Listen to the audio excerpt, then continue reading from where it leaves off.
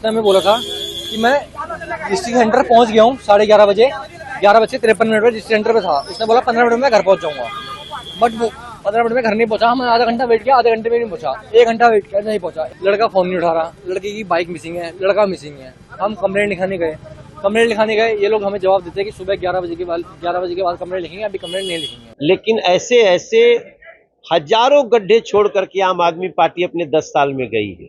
भाजपा की सरकार आए तो भी साल भर ही हुआ ना। और उसने मेरे सर में ईंट मारी या क्या मारा है मुझे उसका भी याद नहीं। 72% जो मिसिंग हो रहे हैं बच्चे वो गर्ल चाइल्ड है। जिन्होंने रात को हमारी मदद करी उन्होंने हमें लोकेशन दिलाई, ठीक है, बट लोकेशन हमें भेजी और डिलीट कर दी। सागरपुर थाने में रिपोर्ट लिखाने गए, वो वहाँ की लेडी ऑफिसर क्या बोल रही है हमारे को कि तुम्हारा एक लौता लड़का नहीं खोया, दुनिया के हजारों लड़के खो रहे दे पर दे।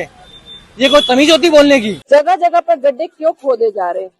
अगर जगह जगह पर गड्ढे कोई कार्य कर रहे हैं तो उसके ऊपर आप बैरिकेड लगाइए, जाली लगाइए, हाईलाइट्स कीजिए ताकि लोगों को पता चल सके कि यहाँ पर कोई कार्य हो रहा है। पुलिस और दिल्ली की भारतीय जनता पार्टी सरकार ने पूरी कोशिश कल ये की कि वो जो 25 साल का कमल ध्यानी उस गड्ढे में गिरकर मर गया, उसकी मौत का दोष कमल ध्यानी पर ही डाल दिया जाए। पुलिस के पास कमल के फोन की एग्जैक्ट लोकेशन थी।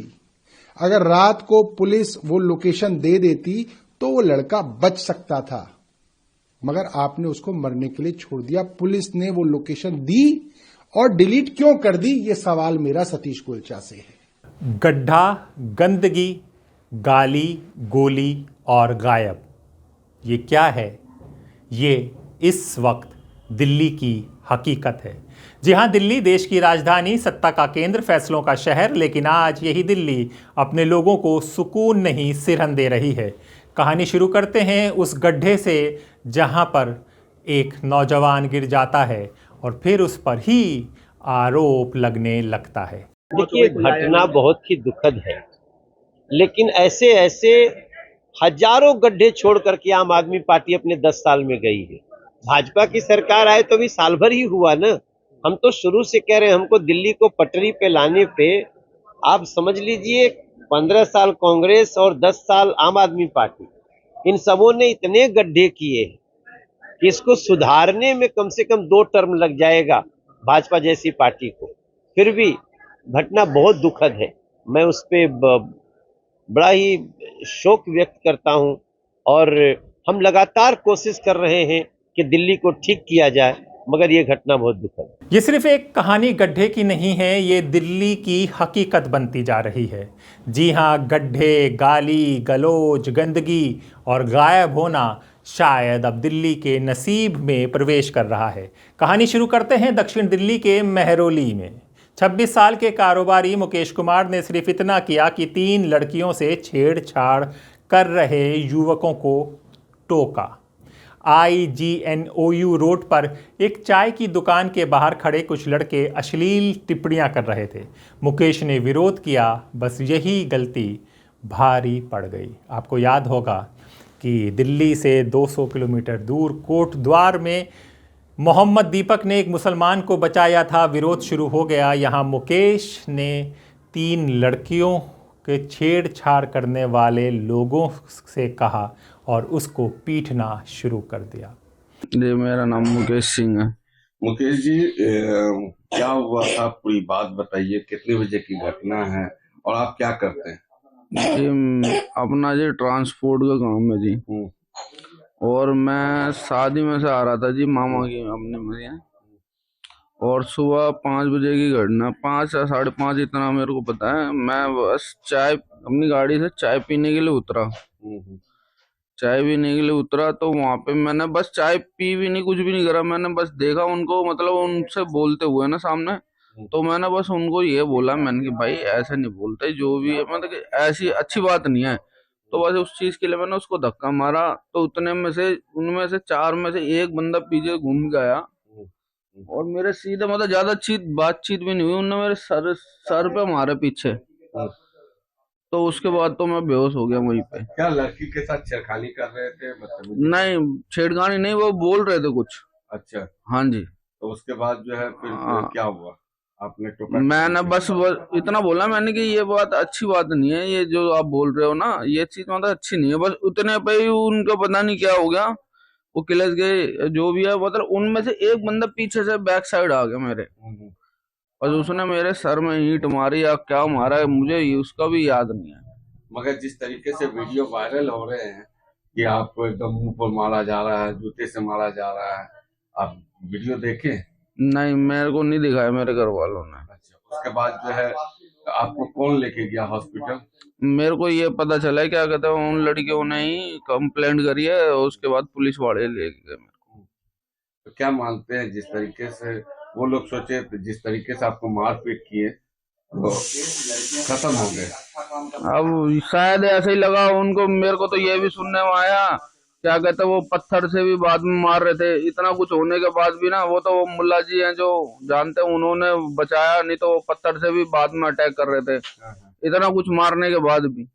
अच्छा, हाँ। तो हॉस्पिटल एम्स ट्रामा गए?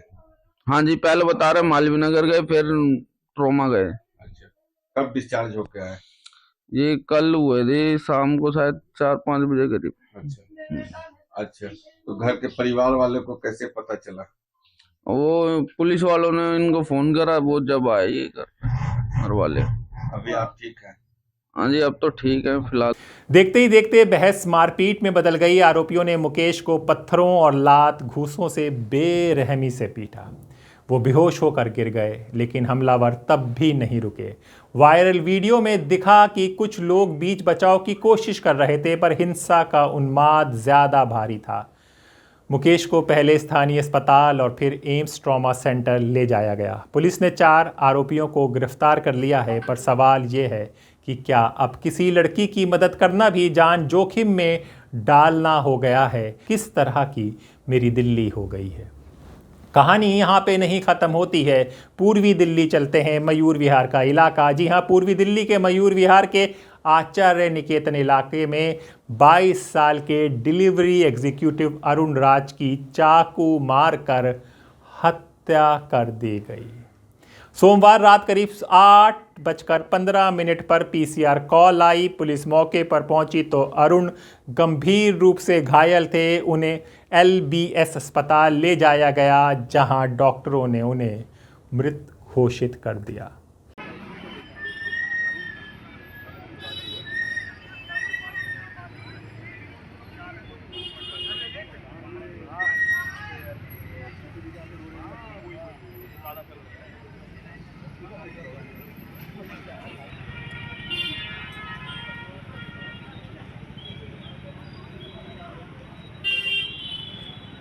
अरुण के गले और सीने पर कई वार किए गए थे।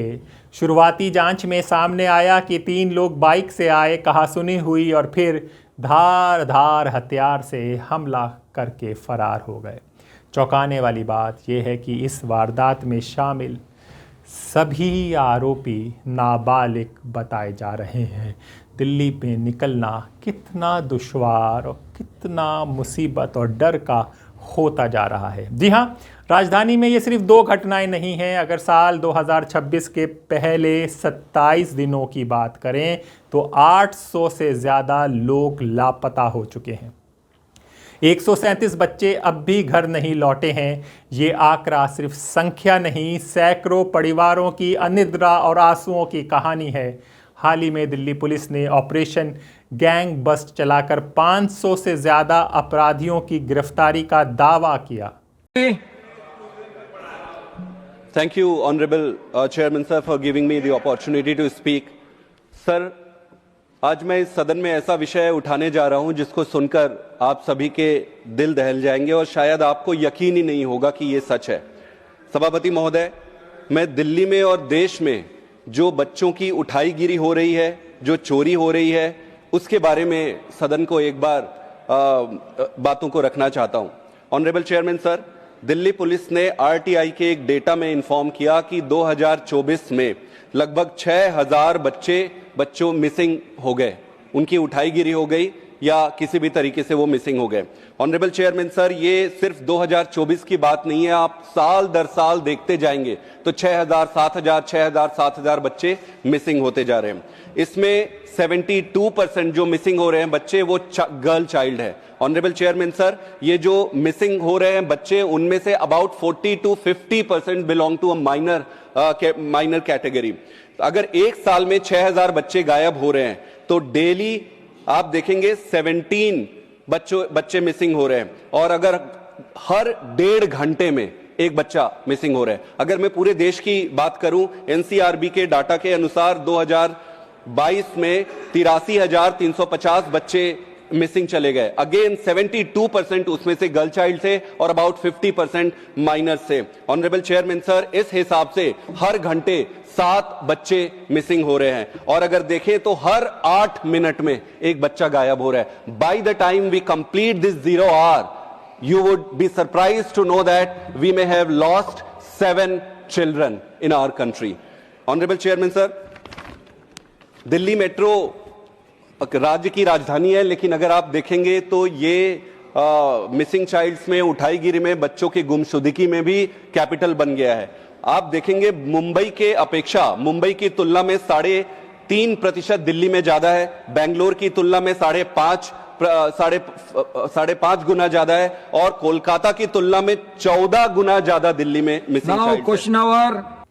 लेकिन हुजूर, सवाल वही है, क्या गिरफ्तारियों के आंकड़े अपराध के डर को कम कर पा रहे हैं?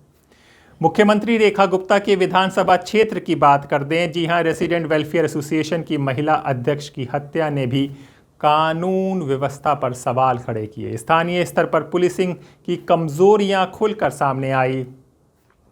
दिल्ली की संवैधानिक स्थिति भी इस बहस के केंद्र में है। ये एक केंद्र शासित प्रदेश है जहां विधानसभा है, सरकार है, लेकिन पुलिस और कानून व्यवस्था का नियंत्रण केंद्र के पास है। जनता वोट देकर सरकार चुनती है, उम्मीद करती है कि सुरक्षा मिलेगी, लेकिन पुलिस की जवाबदेही गृह मंत्रालय के पास है। इसीलिए दिल्ली ने 26 साल के बाद भाजपा की वापसी कराई कि जो केंद्र और राज्य का टकराव है वो खत्म हो और दिल्ली वासी सुकून की सांस ले सकें। लेकिन सांस लेना तो दूर, जीवन के लिए भी सांसों के लिए संघर्ष करना पड़ रहा है। और रात भर उसके माँ बाप ने और उसके दोस्तों ने उसको ढूंढा, वो वहां नहीं था। सुबह उसको बताया गया कि इस गड्ढे में वो था। ये दूसरा सवाल है। तीसरा सवाल, क्या सीसीटीवी फुटेज अभी तक नहीं आ पाई? वो नोएडा के अंदर लड़का डूब के मर गया। आपने जिस रेस्टोरेंट में उसने रात को खाना खाया, आप वहां का सीसीटीवी फुटेज चुरा के ले आए। इनका घटियापन देखिए। जो आदमी मर गया उसका सीसीटीवी ये उसके रेस्टोरेंट में जाके ढूंढ लाए और ट्विटर पे चलाया कि साहब ये तो डार्क शराब पी रहा था। शराब के ठेके खोले किसने हुए हैं गुड़गांव के अंदर? तुमने खोले हुए ना, बंद कर दो अगर इतनी गलत चीज है तो। ये तो शराब पी रहा था। वो गुड़गांव से नोएडा तक जिंदा आ गया, होश में था, मगर यहां पे पानी में डूब गया। इसलिए डूब गया क्योंकि वो शराब पी रहा था। मगर अभी तक इन्होंने सीसीटीवी फुटेज दिया नहीं है, पुलिस के द्वारा दिया नहीं गया है। पुलिस दे फुटेज, क्यों नहीं दे रही है? फुटेज दे। क्या छुपाना चाह रही है? ये छिपाना चाह रही है कि बैरिकेड नहीं लगे हुए थे। ये छिपाना चाह रही है कि हमें मालूम था, हमारे सीसीटीवी फुटेज में आ गया था कि यहां गिरा हुआ है। अभी तक मैं मांग करता हूं अमित शाह जी से, आप सीसीटीवी फुटेज जो दिल्ली के चप्पे चप्पे पे लगे हुए हैं, हर पीडब्ल्यूडी रोड पे लगे हुए हैं, हर ट्रैफिक क्रॉसिंग पे लगे हुए हैं, उस फुटेज को देख के आप चालान भेजते हो लोगों को, आप उस फुटेज को तुरंत जो है पब्लिक किया जाए। क्या छुपाना चाहती है पुलिस इसके अंदर? इसमें तो कोई ऐसी चीज नहीं है जिसके लिए छुपाया जाए। हमारी डिमांड है कि सीसीटीवी फुटेज उस इलाके की तुरंत जो है आप पब्लिक करें, ताकि पब्लिक को पता चले कि असली में क्या हुआ था। और अगर आप नहीं कर रहे हैं इसका मतलब आप कुछ छुपा रहे हैं। दूसरी बात, मैं आशीष सूद से पूछना चाहता हूं, उनके घर से कितनी दूर है जगह? आशीष सूद जो जनकपुरी में रहते हैं, उनके घर से कितनी दूर है? 100 मीटर या 200 मीटर? उन्हें दिखा नहीं, उनके घर वालों को दिखा नहीं। इतना बड़ा गड्ढा हो रखा है, मंत्री हैं वो यूडी के, उनके अधीन जल बोर्ड आता है, होर्डिंग तो हर जगह लगा रखे। आशीष सूद जी के घर से कितना दूर है आशीष सूद बताएं, और क्यों लीपा पोती करने पहुंचे आशीष सूद ये बताएं, और दिल्ली पुलिस ये बताए कि 6 थानों में घूम घूम कर भी मिसिंग रिपोर्ट तो कम से कम दर्ज होती। कल ही तो सर्टिफिकेट दिया है सतीश गोलचा ने कि हम तो सबकी मिसिंग रिपोर्ट तुरंत दर्ज कर लेते हैं, इसकी क्यों नहीं करी तुमने रात को? सीसीटीवी फुटेज क्यों नहीं है? लोकेशन क्यों डिलीट की? ये हमारे सवाल हैं दिल्ली पुलिस से, भारतीय जनता पार्टी की सरकार से, और हम चाहेंगे आप लोग इन सवालों का जवाब उनसे लीजिए। बहुत बहुत धन्यवाद। जी हाँ, नतीजा यही है, जवाबदेही धुंधली है, जिम्मेदारी बटी हुई है, सत्ता और उत्तरदायित्व के बीच असंतुलन है। जब अपराध होता है तो गुस्सा स्थानीय सरकार पर निकलता है, जबकि पुलिस का नियंत्रण उसके पास नहीं है। आज मेरा दोस्त है, ये दोस्त मेरा भाई रात को तो हम रात को घर से निकले थे, हम 12:30 बजे, 11 साढ़े 11 बजे लड़के से बात हुई थी दोस्त से। उसने हमें बोला था कि मैं डिस्ट्रिक्ट सेंटर पहुंच गया हूँ 11:30 बजे, 11:53 पर डिस्ट्रिक्ट सेंटर पे था। उसने बोला 15 मिनट में घर पहुंच जाऊंगा, बट वो 15 मिनट में घर नहीं पहुंचा। हम आधा घंटा वेट किया, आधे घंटे में नहीं पहुंचा, 1 घंटा वेट किया, नहीं पहुंचा। 1 घंटे बाद हम यहाँ आए, डिस्ट्रिक्ट सेंटर आए, हमें लगा इससे पहले उसके 2 बार एक्सीडेंट हो चुके थे, ठीक है। हमें लगा वैसे ही दोबारा एक्सीडेंट हो गया होगा, हम ढूंढने आए, कोई एक्सीडेंट नहीं था। लड़का फोन नहीं उठा रहा, लड़के की बाइक मिसिंग है, लड़का मिसिंग है। हम कंप्लेंट लिखाने गए, ये लोग हमें जवाब देते हैं कि सुबह 11 बजे के बाद कंप्लेंट लिखेंगे, अभी कंप्लेंट नहीं लिखेंगे। हमने रिक्वेस्ट करी, 2 ऑफिसर अच्छे थे उसमें, पुलिस वाले में 2 ऑफिसर बहुत अच्छे थे, जिन्होंने रात को हमारी मदद करी। उन्होंने हमें लोकेशन दिलाई, ठीक है, बट लोकेशन हमें भेजी और डिलीट कर दी। हम लोकेशन ओपन भी नहीं कर पाए, इन्होंने डिलीट कर दी। हम दोबारा गए, इन्होंने बोला कि हम आपको लोकेशन नहीं दे सकते, ये कॉन्फिडेंशियली है, ठीक है। हमने कहा ठीक है सर। फिर इन्होंने बोला कि एक काम करो, हम छोटी सी हेल्प कर सकते हैं आपकी, इस एरिया में जाओ, यहाँ के 200 मीटर एरिया में 200 मीटर में आपका फोन रिंग कर रहा है, आप यहीं ढूंढ लीजिए। हम 7 लड़के रात के 12 बजे से लेके सुबह के 7 बजे तक यहाँ पे ढूंढते रहे, ना लड़का मिला, ना फोन मिला, ना बाइक मिली। रात को 1 बजे ना इसके अंदर बाइक मिली, हम ना लड़का था, ना बाइक थी, ना फोन था इस लड़के इसके अंदर। 1 बजे मुझे ये समझ नहीं आ रहा, 1 बजे से 7 बजे तक तो हम इसी रोड पे थे, तो कैसे ये लड़का इस बंदे से गिर गया? और जब लड़का मिला ही नहीं, रात को 7 बजे, सुबह 7 बजे हम घर पे गए हैं और हमें फोन आता है पुलिस वालों का लड़के के नंबर से कि आपके लड़के का एक्सीडेंट हो गया। अरे जो फोन आपको सुबह 7 बजे मिल गया, वो फोन आपको रात को क्यों नहीं मिला? रात को 12 बजे से आपके रिक्वेस्ट कर रहे थे हम लोग, तब क्यों नहीं मिला आपको ये फोन? मैं ये पूछ रहा हूँ आपसे। क्या चाहते हैं आप, क्या मांग रहे हैं? सर चाहते हम ये हैं कि यहाँ पे जो सरकारी कैमरे लगे हुए हैं, इसको खुलवा के कम से कम ये तो पता लगवाइए, हमें सच तो पता चले कि लड़का हमारे अपनी गलती से मरा है या किसी ने उसको मार के फेंका है। वो लड़का बेचारा चले गया, उसका बाप रात के 12 बजे से लेकर सुबह के 7 बजे तक रोड पे भटक रहा है अपने बेटे को ढूंढने, और सुबह 7 बजे कॉल आता है कि आपका बेटा यहाँ पे एक्सीडेंट हो रखा है, और बाप को देखने आता था लड़का कट्टे में पैक है। लड़का कट्टे के अंदर पैक हो रखा है, उसका क्या बीती हुई उस बाप पे? और उस माँ पे जो वो माँ अपने घर से बार-बार फोन कर रही है कि मेरा बेटा कैसा है, मेरा बेटा कैसा है, मेरा बेटा कैसा है।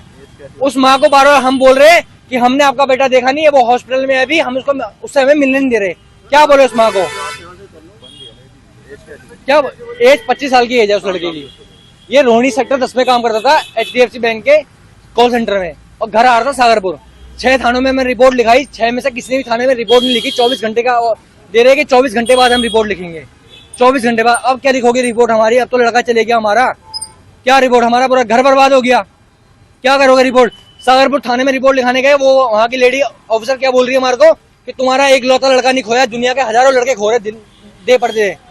ये कोई तमीज होती बोलने की? तुम्हारा लड़का होगा, तुम अपनी पोस्ट लगाओगे, 1 घंटे में 2 घंटे में तुम अपना लड़का ढूंढ के ले आओगे। एक आम आदमी का लड़का मर गया, उसका कोई तुम्हें फर्क ही नहीं है, और सुबह आधे घंटे में तुम लड़के को उठा के ले गए, यहाँ पे फोटो खींच के ले गए, तुमने ये बैरिकेड लगा दिया, सब कर दिया आधे घंटे के अंदर। रात को अगर ये फुर्ती दिखाते हुए 1 घंटे में लड़का मिल जाता, आज लड़का हमारा हॉस्पिटल में बचा होता। हम बचा तो लेते उस लड़के को कम से कम। आज एक माँ ने अपने बच्चे को 25 साल तक पाल पोस के बड़ा किया, आज उसको क्या मिला? मर गया वो लड़का, इसलिए बड़ा किया था क्या उसको? पर अब ये बहाना भी नहीं है दिल्ली की रेखा सरकार के पास। दिल्ली आज किसी असाधारण आतंकी खतरे से नहीं जूझ रही, ना कोई बड़ा विद्रोह, ना बाहरी युद्ध का संकट। यहाँ जो अपराध हो रहे हैं वो रोजमर्रा की जिंदगी से जुड़े हैं। एक जवान बच्चे की मौत हुई, परिवार वालों के ऊपर क्या बीतेगी। आज मुझे सुबह सुबह पता चला कि यहाँ पर बाइक चलाते हुए एक लड़के की एक्सीडेंट हो गया है, गड्ढे में गिरकर। उस परिवार के ऊपर क्या बीती होगी जिसके जवान बच्चे की डेथ हो गई है। मैं दिल्ली सरकार से पूछना चाहती हूँ कि वो ऐसा कार्य क्यों कर रही है। जगह जगह पर गड्ढे क्यों खोदे जा रहे हैं। अगर जगह जगह पर गड्ढे कोई कार्य कर रहे हैं तो उसके ऊपर आप बैरिकेड लगाइए, जाली लगाइए, हाईलाइट्स कीजिए ताकि लोगों को पता चल सके कि यहाँ पर कोई कार्य हो रहा है। जनकपुरी जैसे इलाके में आज देखो उनका क्या हाल कर रखा है। ये मेरे पीछे आप देख सकते हो, इतना बड़ा गड्ढा ये खोद दिया है और इसके आसपास इर्द गिर्द ना कोई रेलिंग लगाई गई, ना कोई बोर्ड लगाया गया। 25 फुट का इतना बड़ा गड्ढा खोद दिया। यहाँ से कुछ ही दूरी पर धर्म मार्ग है, जहाँ पर लाखों रुपए खर्च करके यहाँ के नेता ने अपने नाम का बोर्ड लगवाया हुआ है। आप देखेंगे यहाँ बड़ा बड़ा लिखा होगा, धर्म मार्ग में आपका स्वागत है। बड़ी बड़ी फोटो लगी हुई है, लाखों रुपए उस पर खर्च किए गए, लेकिन एक छोटा सा बोर्ड यहाँ नहीं लगाया गया कि किसी की जान बच सकती। हमारे बार बार फोन करने के बावजूद भी, कंप्लेंट करने के बावजूद भी यहाँ के जेई ना ही यहाँ के विधायक यहाँ की कोई सुध-बुध ले रहे। मैं यहाँ के मंत्री, यहाँ के विधायक से बोलना चाहूंगी, अपने तो बड़े बड़े बोर्ड लगा लेते हैं, तो बधाई के आप जगह जगह पर बोर्ड लगाते हैं, तो यहाँ आपको जरूरी नहीं है कि बोर्ड लगाना कि कार्य चल रहा है, कि यहाँ पर भी बैरिकेड लगाए गए, यहाँ पर भी कार्य प्रगति पर चल रहा है। जो बाइक पे आ रहा होगा 25, 30, 40 की स्पीड में जो आ रहा होगा, उसे क्या मालूम कि इतनी बढ़िया रोड पर जो पीछे से इतनी सही रोड है, ठीक ठाक रोड है, आगे इतना बड़ा खड्डा होगा, रोड के बीचों बीच होगा और वो बेचारा वहां गिर गया। उस परिवार पर क्या बीतरी हो गई जिस परिवार का आज दीपक बुझ गया। दिल्ली जल बोर्ड का कोई भी अधिकारी, पीडब्ल्यूडी का कोई भी अधिकारी यहाँ मौजूद नहीं है, कोई नेता यहाँ मौजूद नहीं है। वो शायद वो देखना नहीं चाहते विकास किस तरह का। अगर इस तरह का विकास लोगों को मिल रहा है तो हमें नहीं चाहिए विकास, इस तरह का विकास। पहले मन करता गड्ढा खोदी जा रहे हैं, पूरे वार्ड का, पूरी विधानसभा का बेड़ा गर्क हुआ हुआ है, पूरी दिल्ली का बेड़ा गर्क किया हुआ है। इन दिल्ली सरकार के ऊपर क्यों नहीं कान में जू रखती कि ऐसा कार्य कर रहे हैं, कुछ कार्य करें, ढंग से करें। पुलिस वाले रोड बंद करनी है, पुलिस वाले के बैरिकेड लग जाते हैं। अबे वो 2 बैरिकेड यहाँ भी लगाए थे। लड़का अगर अपनी मर्जी से आया भी, झुका भी, तो कम से कम यहीं गिर जाता, यहीं लग जाती चोट। हत्या, रंगदारी, पड़ोस के झगड़े, महिलाओं से बदसलूकी, समुदायों के नेताओं की धमकियां, ऐसे अपराधों के लिए चाहिए स्थानीय खुफिया तंत्र, बीट पुलिसिंग की मजबूती और जिला स्तर पर त्वरित जवाबदेही। देखिए, पुलिस और दिल्ली की भारतीय जनता पार्टी सरकार ने पूरी कोशिश कल ये की कि वो जो 25 साल का कमल ध्यानी उस गड्ढे में गिरकर मर गया, उसकी मौत का दोष कमल ध्यानी पर ही डाल दिया जाए। ये दिखाया जाए कि साहब सब जगह तो बैरिकेडिंग थी, वो खुद ही जो है आके गड्ढे में बाइक समेत कूद गया और पुलिस ने दिखाया कि हमने तो भाई पूरा काम किया, पता नहीं वो कैसे मर गया। इसके अंदर कुछ सवाल हैं जिनका जवाब ना तो दिल्ली पुलिस के कमिश्नर सतीश गोलचा ने दिया और ना ही दिल्ली सरकार का जवाब रेखा गुप्ता जी ने दिया। हमारे सवाल हैं, रात को 6 अलग अलग थानों में कमल के घर वाले और मित्र गए, किसी थाने ने उसकी कंप्लेंट नहीं दर्ज की। आपने क्या एसएचओ के ऊपर कोई कार्रवाई अभी तक करी? आपने नहीं करी। पुलिस के पास कमल के फोन की एग्जैक्ट लोकेशन थी। अगर रात को पुलिस वो लोकेशन दे देती तो वो लड़का बच सकता था, मगर आपने उसको मरने के लिए छोड़ दिया। पुलिस ने वो लोकेशन दी और डिलीट क्यों कर दी, ये सवाल मेरा सतीश गोलचा से है। इसके बाद जब प्रत्यक्षदर्शी सुबह वहां पहुंचे, उन्होंने बोला वहां कोई बैरिकेडिंग नहीं थी, मगर आशीष सूद वहां पे मौके पे पहुंचे, पुलिस के साथ मिलकर उन्होंने पूरा का पूरा क्राइम सीन ड्रेसअप किया, बैरिकेड लगा दिए गए ताकि लोगों को यह बेवकूफ बनाया जाए कि साहब सारी बैरिकेडिंग थी, वो लड़का पता नहीं कैसे मर गया। इसके अंदर अभी तक पुलिस ने सीसीटीवी फुटेज जो है बाहर नहीं की है। उस पूरी सड़क पे मैं कल गया था, वहां पे कई सीसीटीवी कैमरा है, उनकी फुटेज दिल्ली पुलिस को बाहर करनी चाहिए ताकि पता चले वो लड़का उस गड्ढे तक कैसे पहुंचा। मेरा मानना यह है इस मामले में पूरी तरीके से लीपापोती की जा रही है। पुलिस के कमिश्नर सतीश गोलचा को तुरंत प्रभाव से इस गुनाह के लिए, उस बच्चे के मरने के लिए नहीं, उसके बाद जो लीपापोती की गई उसके लिए, सीसीटीवी फुटेज अभी तक नहीं आई उसके लिए, उसकी लोकेशन नहीं दी गई उसके लिए, उसकी रिपोर्ट नहीं दी गई उसके लिए उनको तुरंत जो है पुलिस कमिश्नर सतीश गोलचा को सस्पेंड करना चाहिए।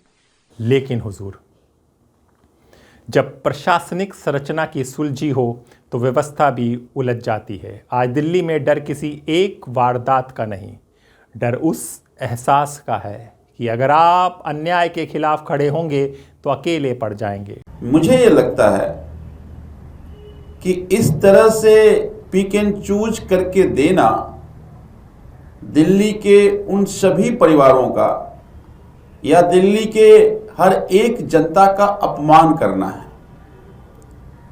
तो मैं दिल्ली के मुख्यमंत्री से ये मांग करना चाहता हूं कि जितने भी दिल्ली की लोगों की जिनके किसी न किसी हादसे के कारण, चाहे वो यमुना में डूबकर मौत हुआ हो या बारिश के समय में अलग अलग कारणों से, कहीं पेड़ गिरने से मौत हुआ, कहीं दीवार गिरने से मौत हुआ, कहीं डूबकर मौत हुआ,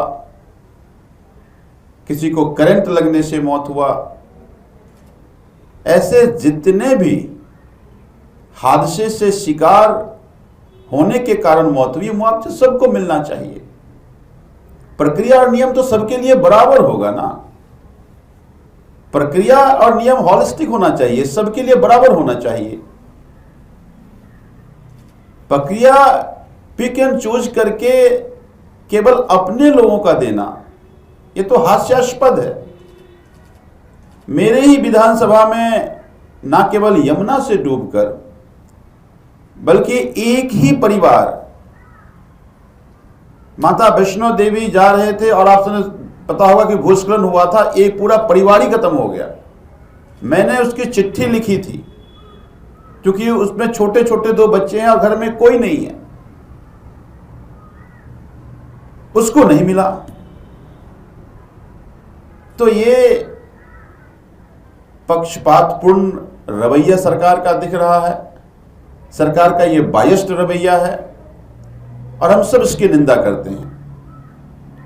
मैं फिर से दिल्ली के मुख्यमंत्री को कहना चाहता हूं कि उनके पास सभी थानों से लिस्ट मंगाएं वो, और जिस तरह से कल उन्होंने